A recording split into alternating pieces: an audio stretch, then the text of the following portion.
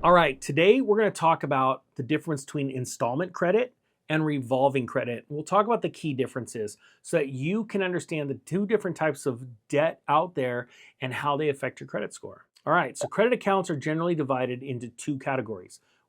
One being installment credit and two being revolving credit. Installment and revolving accounts function similarly. Both let borrowers access needed funds with the understanding that the borrowed money will be repaid over time. However, the terms of this repayment process differ depending on the types of credit account you have.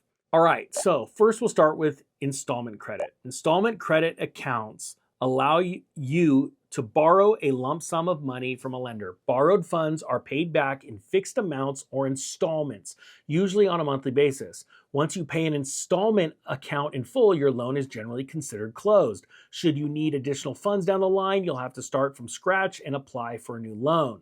Here's a couple of examples. Common types of these installment credit include mortgages that cover the purchase or refinance of a home, auto loans that cover the cost of a new or previously owned car, student loans that cover the educational costs, including tuition, room and board, personal loans that cover expenses at the borrower's discretion. You might use personal loans to handle home repairs, medical bills, and other unexpected expenses. Now, let's talk about revolving credit. Revolving credit accounts offer access to an ongoing line of credit. You can borrow from this line as needed, so long as you don't exceed the credit limit determined by your lender. With revolving credit accounts, you're expected to regularly repay what you borrow. You're generally required to make minimum payments each billing cycle, but you can choose to pay more. If you don't pay the balance in full each cycle, your lender will likely charge interest on what you owe. Unlike installment credit, a revolving credit account remains open indefinitely. As long as you make your minimum payments and you don't exceed your credit limit, you'll be able to draw on your revolving credit as you see fit. So what are some examples of revolving credit?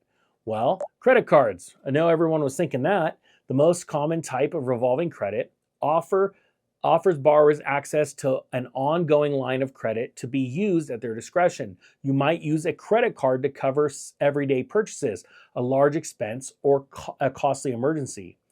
Then we've got personal lines of credit, which allow borrowers to draw money up to a certain limit. They function similarly to credit cards. You'll have a credit limit and owe monthly minimum payments based on how much credit you have used. However, you access this money by writing special checks or calling your lender. Then we have home equity lines of credit, or HELOCs. These allow you to borrow against your home's value and are commonly used to fund home repairs or renovations. So, next, we're going to talk about how installment credit accounts can impact your credit scores. Installment loans can be helpful in building your credit history over time. Lenders usually prefer borrowers who already have experience using credit, so the longer an account is open, the better. Many installment loans, such as mortgages, have years-long repayment periods, making them a great option for establishing credit long-term. However, your payment history is usually even more important than the age of your account. Payment history is often considered to be the largest contributor to your credit scores. Regular on-time payments help signal your credit worthiness to lenders. So if you pay back your installment debt according to the terms of your loan, your credit scores may increase.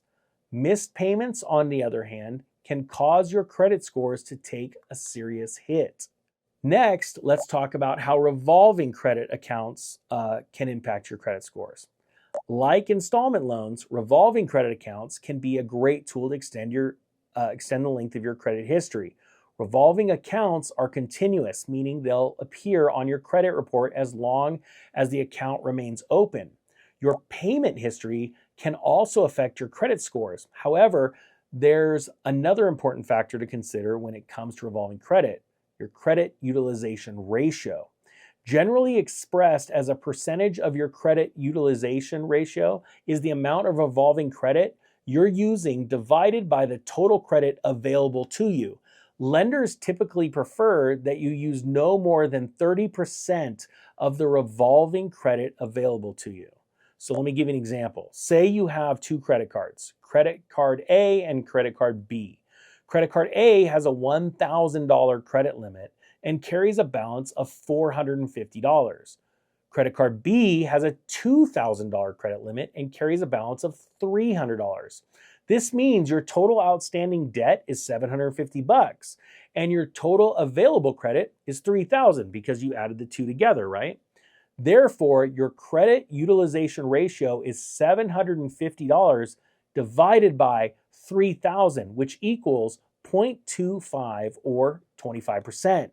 When you pay down your outstanding debt, you lower your credit utilization ratio, which can raise your credit scores. You can achieve a similar effect by increasing your total available credit.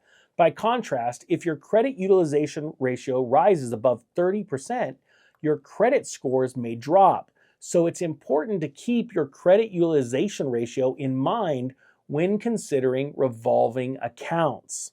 When it comes to managing your credit, it's a good idea to have both installment and revolving accounts.